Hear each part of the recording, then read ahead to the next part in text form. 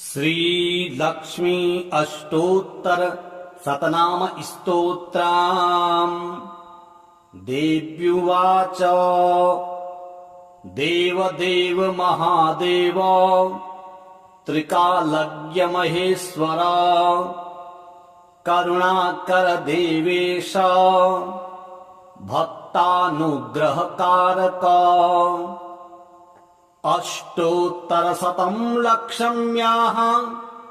श्रोतुमिच्छामि तत्त्वतः। ईश्वर उवाच देवी साधो महाभागे महाभाग्यप्रदायकम् सर्वैश्वर्यकरं पुण्यं सर्वपापप्रणाशनम् सर्वदारिद्र्यशमनम् श्रवणाद् भुक्तिमुक्तिदम् राजवश्यकरं दिव्यम् गुह्यात् गुह्यतरं परम् दुर्लभं सर्वदेवानां चतुष्षष्टिकलास्पदम् पद्मादीनाम्बरान्तानां निधीनां नित्यदायकम् समस्तदेव संसेव्यम् अणिमाध्यष्टसिद्धिदम् किमत्र बहुनोक्तेन देवी प्रत्यक्षदायकम् तव प्रीत्याद्य वक्ष्यामि समाहितमना शृणु। अष्टोत्तरशतस्यास्य महालक्ष्मीस्तु देवता क्लीं बीजपदमित्युक्तम् शक्तिस्तु भुवनेश्वरी अङ्गन्यासः करन्यासः स इत्यादि प्रकीर्तितः। ध्यानम् वन्दे पद्मकरां प्रसन्नवदनां सौभाग्यदां भाग्यदां हस्ताभ्यामभयप्रदां मणिगणैः नानाविधैः भूषितां भक्ताभीष्टफलप्रदां हरिहर ब्रह्मादिभिः सेविताम् पार्श्वे पङ्कजशङ्खपद्मनिधिभिः युक्तां सदा शक्तिभिः सरसिजनिलये सरोजहस्ते धवलतरांशुकगन्धमाल्यशोभे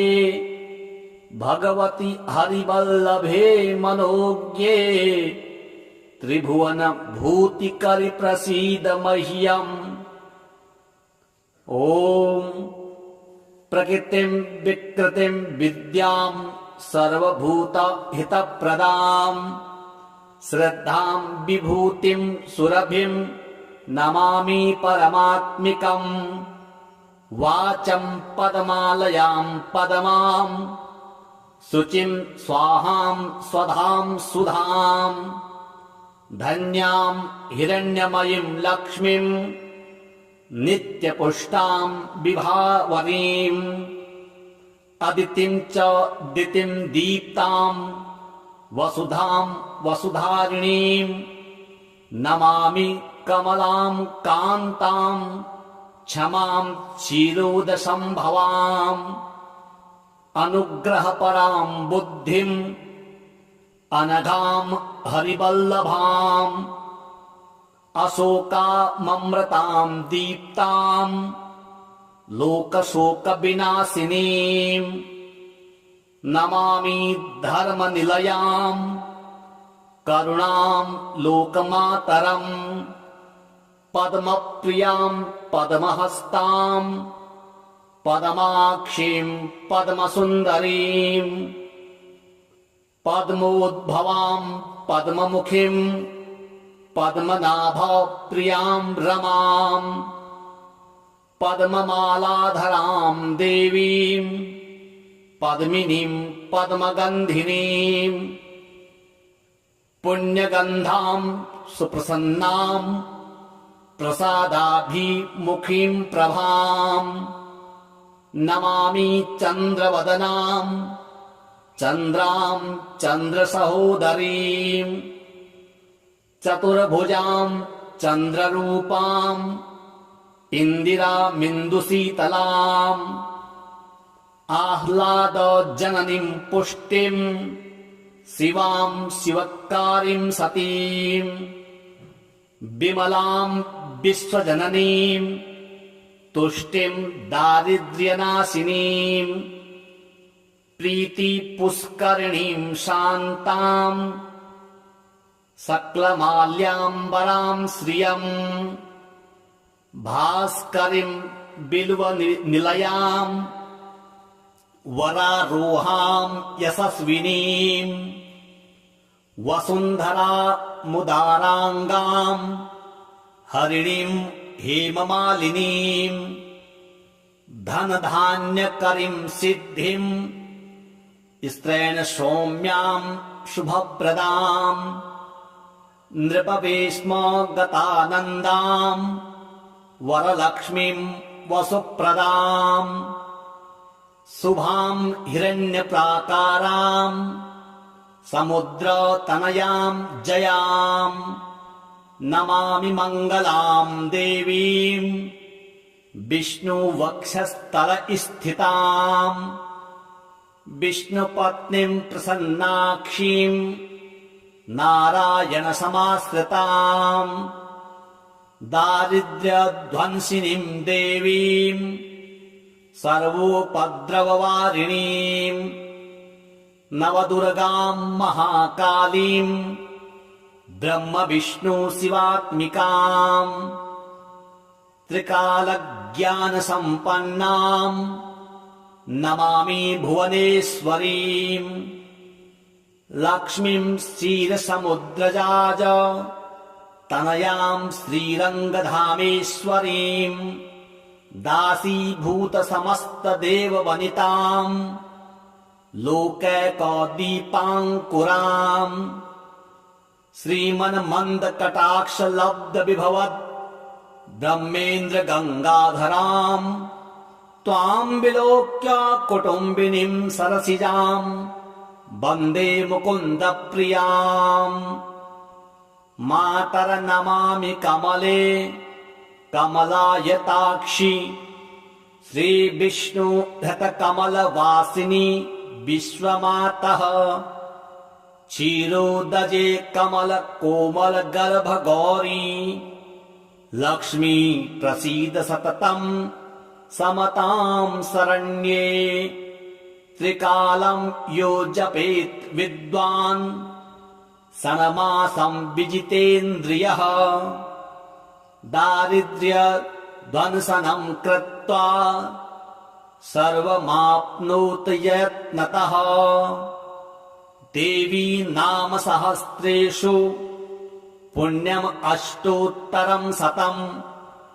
येन श्रियमवाप्नोति कोटिजन्मदरिद्रतः भृगुवारे शतं धीमान् पठेत् वत्सरमात्रकम् अष्टैश्वर्यमवाप्नोति कुबेर इव भूतले दारिद्र्यमोचनं नाम स्तोत्रम् अम्बापरं शतं येन श्रियमवाप्नोति कोटिजन्मदरिद्रतः भुक्त्वा तु विपुलान् भोगान् सायुज्यमाप्नुयात् प्रातः काले पठेन्नित्यम् सर्वदुःखोपशान्तये पठन्तो चिन्तयेद्देवीं सर्वाभरण देव्युवाच देवदेव महादेव त्रिकालज्ञ महेश्वर करुणाकर देवेश भक्तानुग्रहकारक अष्टोत्तरशतं लक्षम्याः श्रोतुमिच्छामि तत्त्वतः। ईश्वर उवाच देवी साधो महाभागे महाभाग्यप्रदायकम् सर्वैश्वर्यकरम् पुण्यम् सर्वपापप्रणाशनम् सर्वदारिद्र्यशमनम् श्रवणाद् भुक्तिमुक्तिदम् राजवस्यकरम् दिव्यम् गुह्यात् गुह्यतरम् परम् दुर्लभम् सर्वदेवानाम् चतुष्षष्टिकलास्पदम् पद्मादीनाम् वरान्तानाम् निधीनाम् नित्यदायकम् समस्तदेव संसेव्यम् अणिमाध्यष्टसिद्धिदम् किमत्र बहुनोक्तेन देवी प्रत्यक्षदायकम् तव प्रीत्याद्य समाहितमना शृणु अष्टोत्तरशतस्यास्य महालक्ष्मीस्तु देवता क्लीं बीजपदमित्युक्तम् शक्तिस्तु भुवनेश्वरी अङ्गन्यासः करन्यासः स इत्यादि प्रकीर्तितः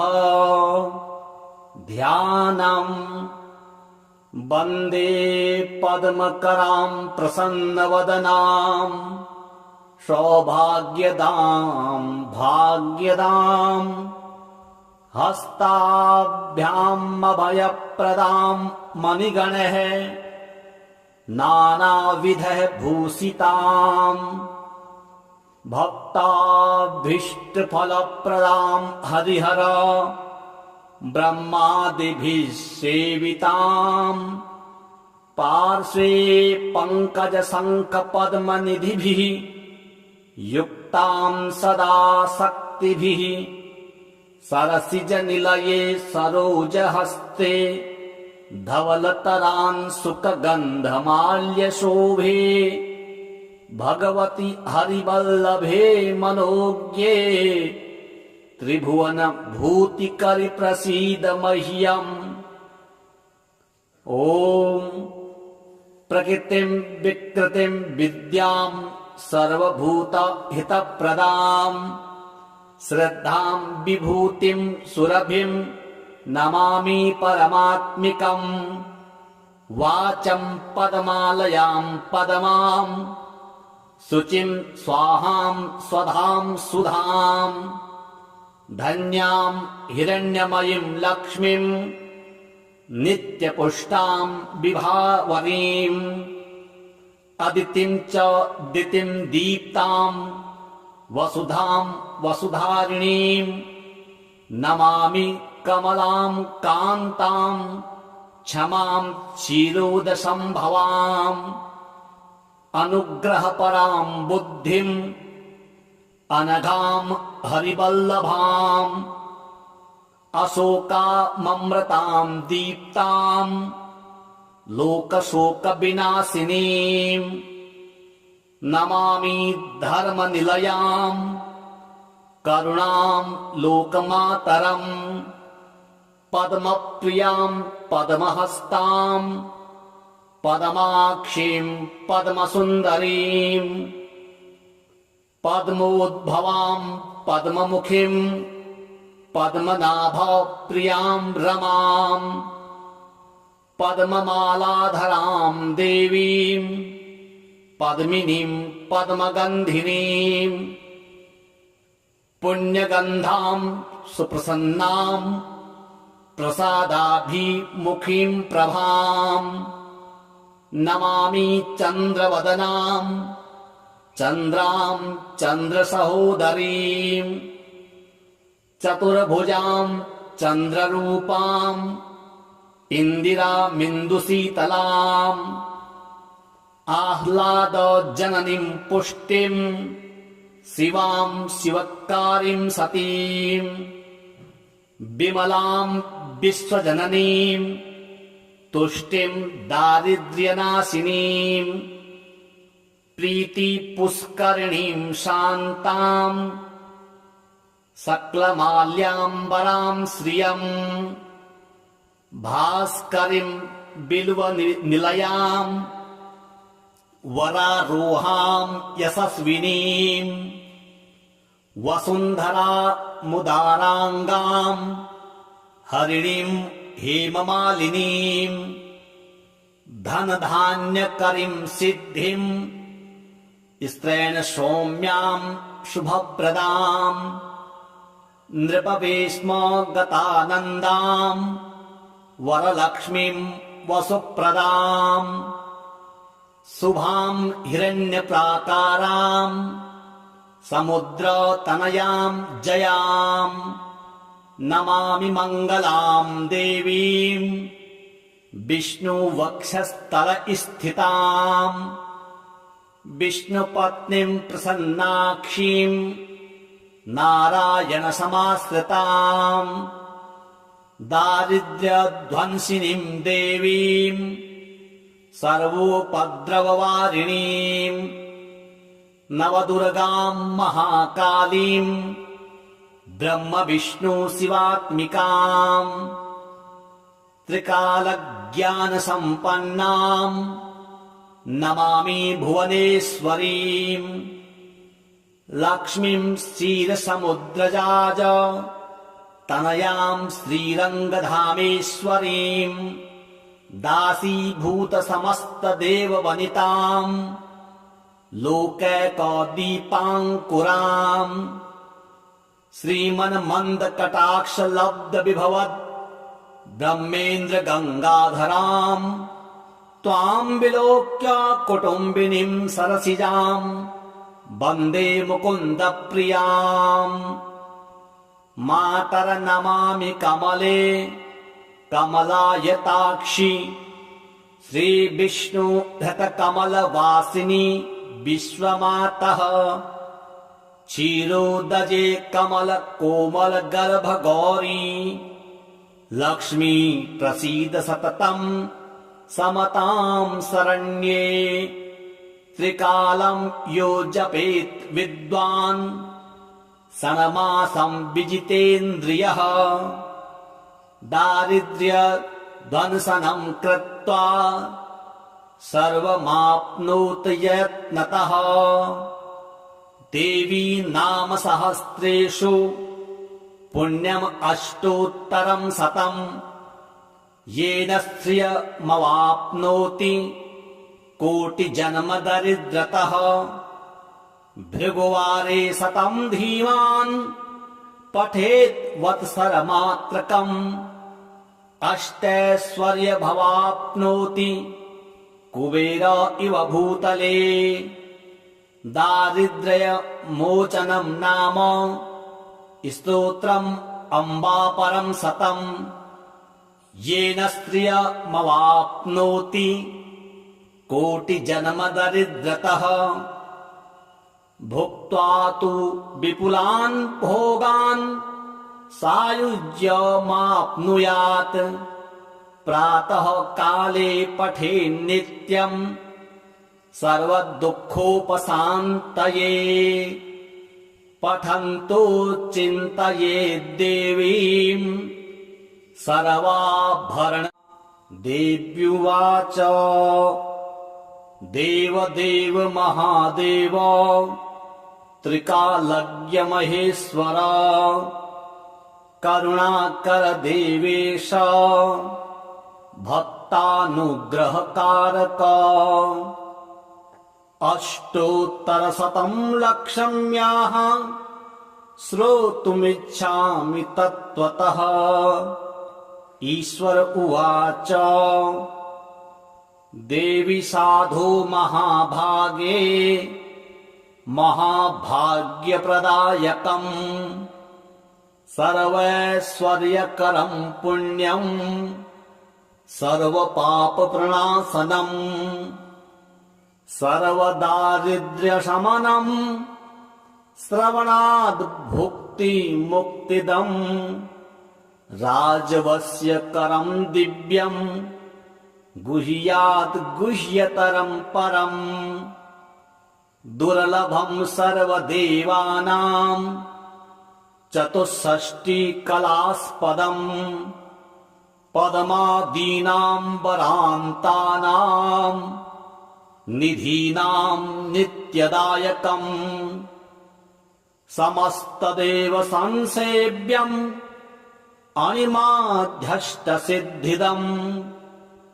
किमत्र बहुनोक्तेन देवी प्रत्यक्षदायकम् तव प्रीत्याद्य वक्ष्यामि समाहितमना शृणु अष्टोत्तरशतस्यास्य महालक्ष्मीस्तु देवता क्लीं बीजपदमित्युक्तम् शक्तिस्तु भुवनेश्वरी अङ्गन्यासः करन्यासः स इत्यादि प्रकीर्तितः ध्यानम् वन्दे पद्मकरां प्रसन्नवदनां सौभाग्यदां भाग्यदां हस्ताभ्याम् अभयप्रदां मणिगणैः नानाविधैः भूषिताम् भक्ताभीष्टफलप्रदां हरिहर ब्रह्मादिभिः सेविताम् पार्श्वे पङ्कजशङ्खपद्मनिधिभिः युक्तां सदा शक्तिभिः सरसिजनिलये सरोजहस्ते धवलतरांशुकगन्धमाल्यशोभे भगवति हरिवल्लभे मनोज्ञे त्रिभुवनभूतिकरि प्रसीद मह्यम् ॐ प्रकृतिं विकृतिं विद्यां सर्वभूतहितप्रदां श्रद्धां विभूतिं सुरभिं नमामि परमात्मिकम् वाचं पद्मालयां पद्मां शुचिं स्वाहां स्वधां सुधां धन्यां हिरण्यमयीं लक्ष्मीं नित्यपुष्टां विभावरीम् अदितिं च दितिं दीप्तां वसुधां वसुधारिणीं नमामि कमलां कान्तां क्षमां क्षीरोदसम्भवाम् अनुग्रहपरां बुद्धिम् अनघां हरिवल्लभाम् अशोकाममृतां दीप्तां लोकशोकविनाशिनीं नमामि धर्मनिलयां करुणां लोकमातरम् पद्मप्रियां पद्महस्तां पद्माक्षीं पद्मसुन्दरीं पद्मोद्भवां पद्ममुखीं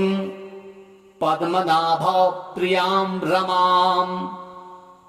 पद्ममालाधरां देवीं पद्मिनीं पद्मगन्धिनीं पुण्यगन्धां सुप्रसन्नां प्रसादाभिमुखीं प्रभां नमामि चन्द्रवदनां चन्द्रां चन्द्रसहोदरीं चतुर्भुजां चन्द्ररूपां इन्दिरामिन्दुशीतलाम् आह्लादजननीं पुष्टिं शिवां शिवकारीं सतीं विमलां विश्वजननीं तुष्टिं दारिद्र्यनाशिनीं प्रीतिपुष्करिणीं शान्तां सकलमाल्याम्बरां श्रियं भास्करीं बिल्वनिलयां वरारोहां यशस्विनीं वसुन्धरा मुदाराङ्गाम् हरिणीम् हेममालिनीम् धनधान्यकरीम् सिद्धिम् स्त्रेण सौम्याम् शुभप्रदाम् नृपवेश्म गतानन्दाम् वरलक्ष्मीम् वसुप्रदाम् शुभाम् हिरण्यप्राकाराम् समुद्रतनयाम् जयाम् नमामि मङ्गलाम् देवीम् विष्णुवक्षस्थलस्थिताम् विष्णुपत्नीम् प्रसन्नाक्षीम् नारायणसमाश्रिताम् दारिद्र्यध्वंसिनीम् देवीम् सर्वोपद्रववारिणीम् नवदुर्गाम् महाकालीम् ब्रह्मविष्णुशिवात्मिकाम् त्रिकालज्ञानसम्पन्नाम् नमामि भुवनेश्वरीम् लक्ष्मीम् क्षीरसमुद्रजाज तनयाम् श्रीरङ्गधामेश्वरीम् दासीभूतसमस्तदेववनिताम् लोकैकदीपाङ्कुराम् श्रीमन्मन्दकटाक्षलब्धविभवद् ब्रह्मेन्द्रगङ्गाधराम् त्वाम् विलोक्य कुटुम्बिनीम् सरसिजाम् वन्दे मुकुन्दप्रियाम् मातरनमामि कमले कमलायताक्षि श्रीविष्णुधृतकमलवासिनि विश्वमातः क्षीरोदजे कमलकोमलगर्भगौरी लक्ष्मी प्रसीद सततम् समताम् शरण्ये त्रिकालम् यो जपेत् विद्वान् षण्मासम् विजितेन्द्रियः दारिद्र्यध्वंसनम् कृत्वा सर्वमाप्नोत यत्नतः देवी नाम सहस्रेषु पुण्यम् अष्टोत्तरम् शतम् येन श्रियमवाप्नोति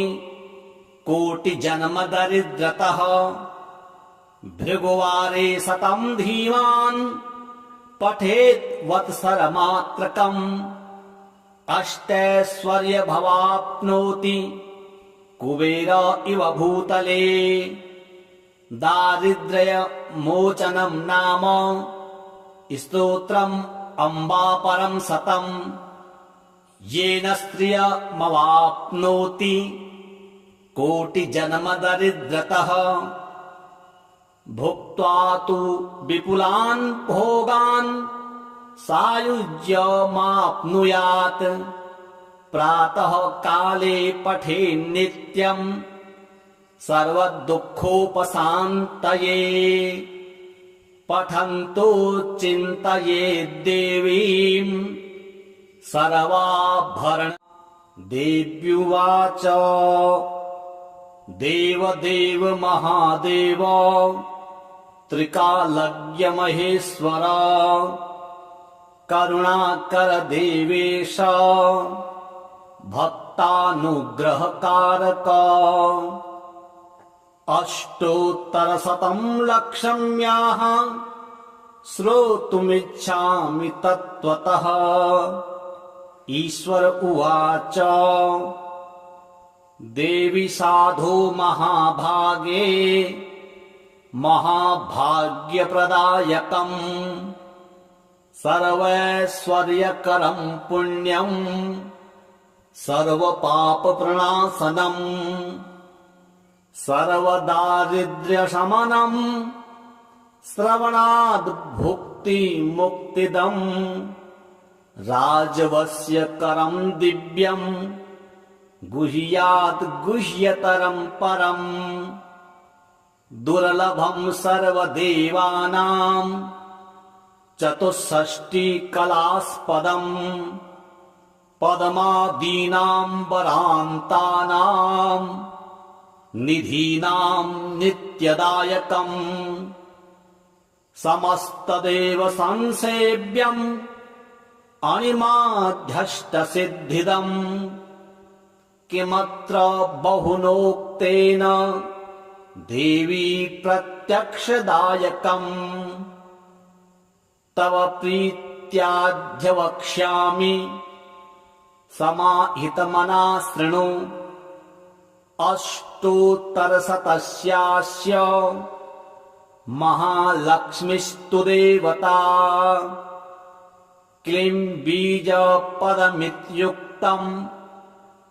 शक्तिस्तु भुवनेश्वरी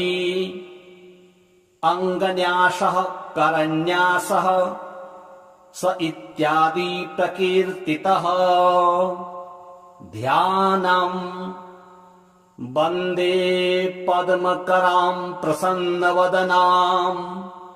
सौभाग्यदां भाग्यदां हस्ताभ्याम् अभयप्रदां मणिगणैः नानाविधः भूषितां भक्ताभीष्टफलप्रदां हरिहर ब्रह्मादिभिः सेवितां पार्श्वे पङ्कजशङ्खपद्मनिधिभिः युक्तां सदा शक्तिभिः सरसिजनिलये सरोजहस्ते धवलतरांशुकगन्धमाल्यशोभे भगवति हरिवल्लभे मनोज्ञे त्रिभुवनभूतिकरि प्रसीद मह्यम् ॐ प्रकृतिं विकृतिं विद्यां सर्वभूतहितप्रदां श्रद्धां विभूतिं सुरभिं नमामि परमात्मिकम् वाचं पदमालयां पदमां शुचिं स्वाहां स्वधां सुधां धन्यां हिरण्यमयीं लक्ष्मीं नित्यपुष्टां विभावरीम् अदितिं च दितिं दीप्तां वसुधां वसुधारिणीं नमामि कमलां कान्तां क्षमां क्षीरोदसम्भवाम् अनुग्रहपरां बुद्धिम् अनघां हरिवल्लभाम् अशोकाममृतां दीप्तां लोकशोकविनाशिनीं नमामि धर्मनिलयां करुणां लोकमातरम् पद्मप्रियां पद्महस्तां पद्माक्षीं पद्मसुन्दरीं पद्मोद्भवां पद्ममुखीं पद्मनाभप्रियां रमां पद्ममालाधरां देवीं पद्मिनीं पद्मगन्धिनीं पुण्यगन्धां सुप्रसन्नां प्रसादाभिमुखीं प्रभां नमामि चन्द्रवदनां चन्द्रां चन्द्रसहोदरीं चतुर्भुजां चन्द्ररूपां इन्दिरामिन्दुशीतलाम् आह्लादजननीं पुष्टिं शिवां शिवकारीं सतीं विमलां विश्वजननीं तुष्टिं दारिद्र्यनाशिनीं प्रीतिपुष्करिणीं शान्तां सकलमाल्याम्बरां श्रियं भास्करीं बिल्वनिलयां वरारोहां यशस्विनीं वसुन्धरामुदाराङ्गां हरिणीं हेममालिनीं धनधान्यकरीं सिद्धिं स्त्रैण सौम्यां शुभप्रदां नृपवेश्मगतानन्दां वरलक्ष्मीं वसुप्रदां शुभां हिरण्यप्राकारां समुद्रतनयां जयां नमामि मङ्गलां देवीं विष्णुवक्षस्थलस्थितां विष्णुपत्नीं प्रसन्नाक्षीं नारायणसमाश्रितां दारिद्र्यध्वंसिनीं देवीं सर्वोपद्रववारिणीं नवदुर्गां महाकालीं ब्रह्मविष्णुशिवात्मिकां त्रिकालज्ञानसम्पन्नां नमामि भुवनेश्वरीं लक्ष्मीं क्षीरसमुद्रजाज तनयां श्रीरङ्गधामेश्वरीं दासीभूतसमस्तदेववनितां लोकैकदीपाङ्कुराम् श्रीमन्मन्दकटाक्षलब्धविभवद् ब्रह्मेन्द्रगङ्गाधरां त्वां विलोक्य कुटुम्बिनीं सरसिजां वन्दे मुकुन्दप्रियाम् मातर्नमामि कमले कमलायताक्षि श्रीविष्णुधृतकमलवासिनि विश्वमातः क्षीरोदजे कमलकोमलगर्भगौरी लक्ष्मी प्रसीद सततं समतां शरण्ये त्रिकालं यो जपेत् विद्वान् षण्मासं विजितेन्द्रियः दारिद्र्यध्वंसनं कृत्वा सर्वमाप्नोत यत्नतः देवी नाम सहस्रेषु पुण्यम् अष्टोत्तरं शतं येन श्रियमवाप्नोति कोटिजन्मदरिद्रतः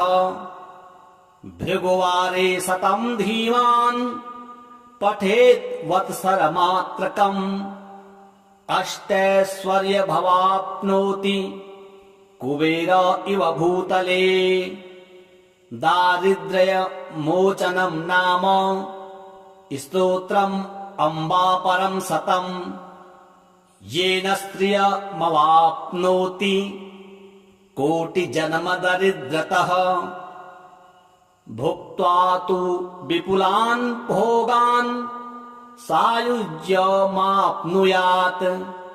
प्रातः काले पठेन्नित्यम् सर्वदुःखोपशान्तये पठन्तो चिन्तयेद्देवीं सर्वाभरण देव्युवाच देवदेव महादेव त्रिकालज्ञ महेश्वर करुणाकर देवेश भक्तानुग्रहकारक अष्टोत्तरशतं लक्ष्म्याः श्रोतुमिच्छामि तत्त्वतः ईश्वर उवाच देवी साधो महाभागे महाभाग्यप्रदायकम् सर्वैश्वर्यकरं पुण्यम् सर्वपापप्रणाशनम् सर्वदारिद्र्यशमनम् श्रवणाद् भुक्तिमुक्तिदम् राजवस्यकरं दिव्यम् गुह्यात् गुह्यतरं परम् दुर्लभं सर्वदेवानां चतुष्षष्टिकलास्पदम् पद्मादीनां वरान्तानां निधीनां नित्यदायकम् समस्तदेव संसेव्यम् अणिमाध्यष्टसिद्धिदम् किमत्र बहुनोक्तेन देवी प्रत्यक्षदायकम् तव प्रीत्याद्य वक्ष्यामि समाहितमना शृणु अष्टोत्तरशतस्यास्य महालक्ष्मीस्तु देवता क्लीं बीजपदमित्युक्तम् शक्तिस्तु भुवनेश्वरी अङ्गन्यासः करन्यासः स इत्यादि प्रकीर्तितः ध्यानम् वन्दे पद्मकरां प्रसन्नवदनां सौभाग्यदां भाग्यदां हस्ताभ्याम् अभयप्रदां मणिगणैः नानाविधः भूषितां भक्ताभीष्टफलप्रदां हरिहर ब्रह्मादिभिः सेवितां पार्श्वे पङ्कजशङ्खपद्मनिधिभिः युक्तां सदा शक्तिभिः सरसिजनिलये सरोजहस्ते धवलतरांशुकगन्धमाल्यशोभे भगवति हरिवल्लभे मनोज्ञे त्रिभुवन भूतिकरि प्रसीद मह्यम् ॐ प्रकृतिं विकृतिं विद्यां सर्वभूत हितप्रदां श्रद्धां विभूतिं सुरभिं नमामि परमात्मिकम् वाचं पदमालयां पदमां शुचिं स्वाहां स्वधां सुधां धन्यां हिरण्यमयीं लक्ष्मीं नित्यपुष्टां विभावरीं अदितिं च दितिं दीप्तां वसुधां वसुधारिणीं नमामि कमलां कान्तां क्षमां क्षीरोदसंभवाम् अनुग्रहपरां बुद्धिम् अनघां हरिवल्लभाम् अशोकाममृतां दीप्तां लोकशोकविनाशिनीं नमामि धर्मनिलयां करुणां लोकमातरम् पद्मप्रियां पद्महस्तां पद्माक्षीं पद्मसुन्दरीं पद्मोद्भवां पद्ममुखीं पद्मनाभप्रियां रमां पद्ममालाधरां देवीं पद्मिनीं पद्मगन्धिनीं पुण्यगन्धां सुप्रसन्नां प्रसादाभिमुखीं प्रभां नमामि चन्द्रवदनां चन्द्रां चन्द्रसहोदरीं चतुर्भुजां चन्द्ररूपां इन्दिरामिन्दुशीतलाम् आह्लादजननीं पुष्टिं शिवां शिवकारीं सतीं विमलां विश्वजननीं तुष्टिं दारिद्र्यनाशिनीं प्रीतिपुष्करिणीं शान्तां सकलमाल्याम्बरां श्रियं भास्करीं बिल्वनिलयां वरारोहां यशस्विनीं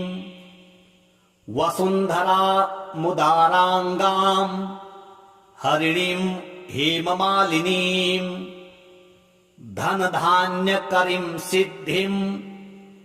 स्त्रैण सौम्यां शुभप्रदां नृपवेश्मगतानन्दां वरलक्ष्मीं वसुप्रदां शुभां हिरण्यप्राकारां समुद्रतनयां जयां नमामि मङ्गलां देवीं विष्णुवक्षस्थलस्थितां विष्णुपत्नीं प्रसन्नाक्षीं नारायणसमाश्रितां दारिद्र्यध्वंसिनीं देवीं सर्वोपद्रववारिणीं नवदुर्गां महाकालीं ब्रह्म विष्णु शिवात्मिकां त्रिकालज्ञानसम्पन्नां नमामि भुवनेश्वरीं लक्ष्मीं क्षीरसमुद्रजाज तनयां श्रीरङ्गधामेश्वरीं दासीभूतसमस्तदेववनितां लोकैकदीपाङ्कुराम् श्रीमन्मन्दकटाक्षलब्धविभवद् ब्रह्मेन्द्र गङ्गाधराम्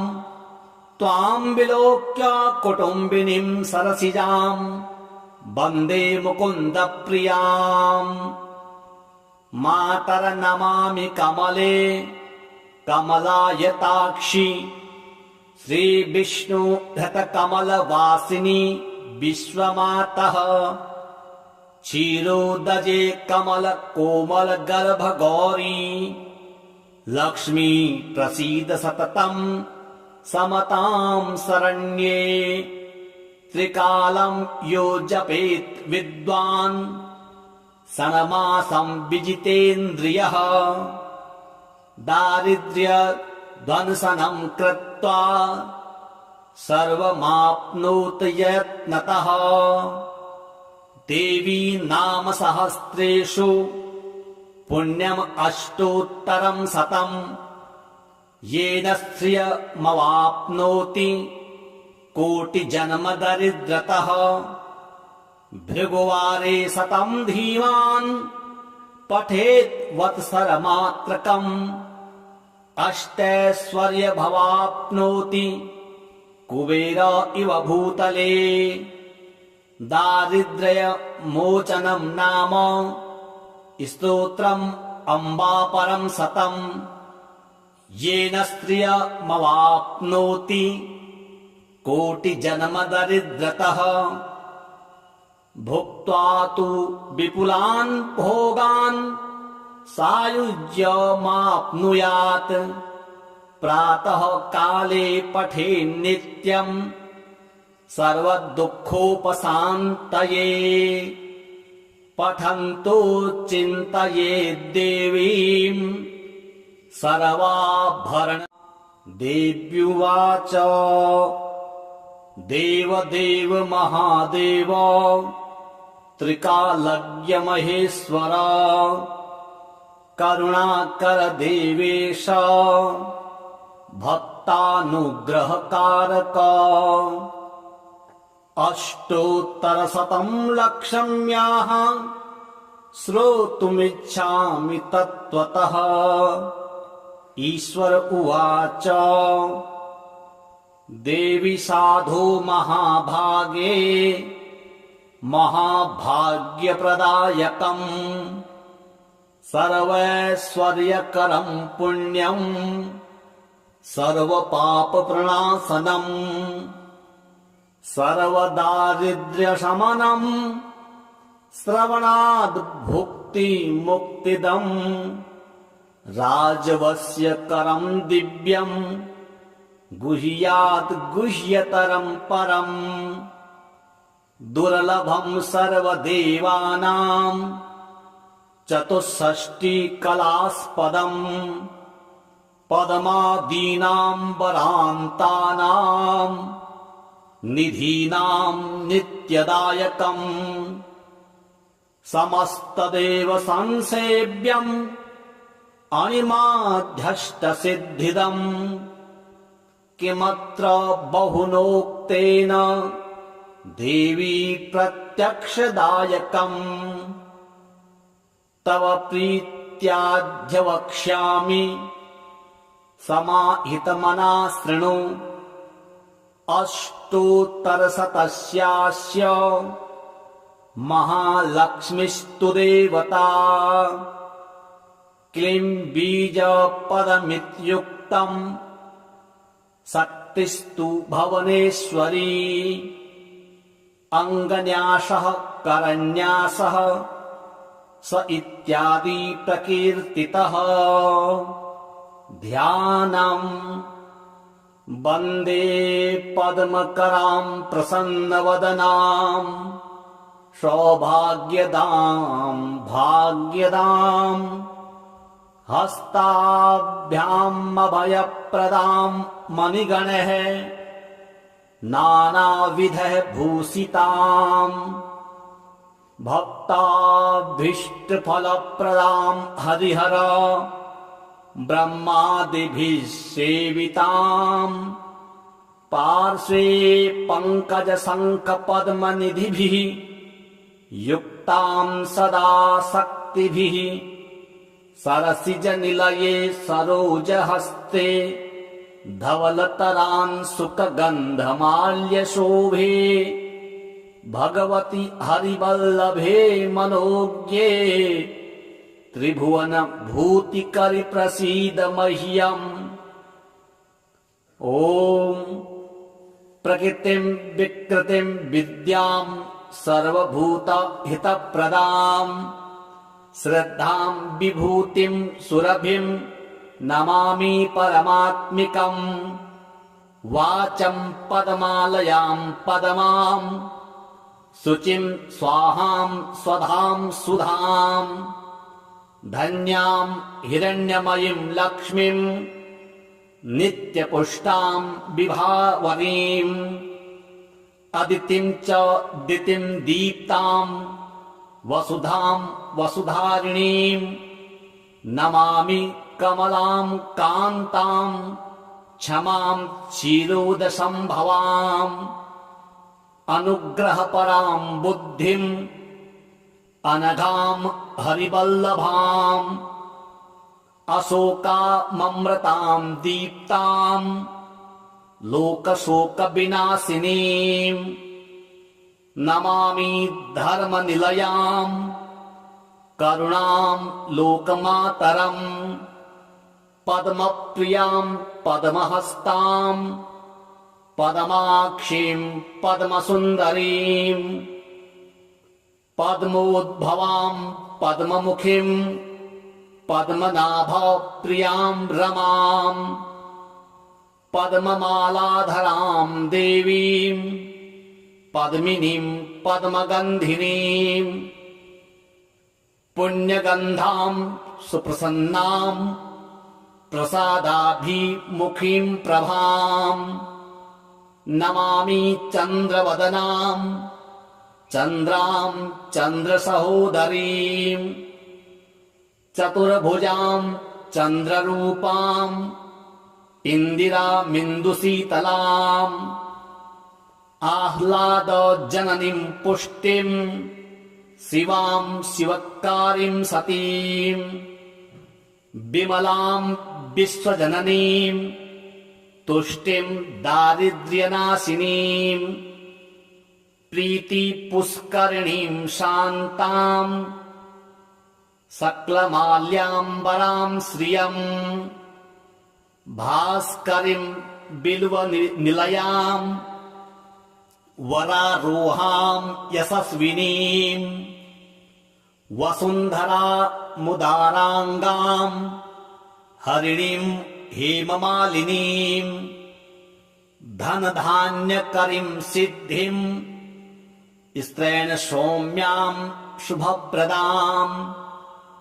नृपवेश्मगतानन्दां वरलक्ष्मीं वसुप्रदां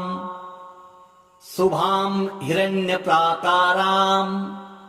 समुद्रतनयां जयां नमामि मङ्गलां देवीं विष्णुवक्षस्थलस्थितां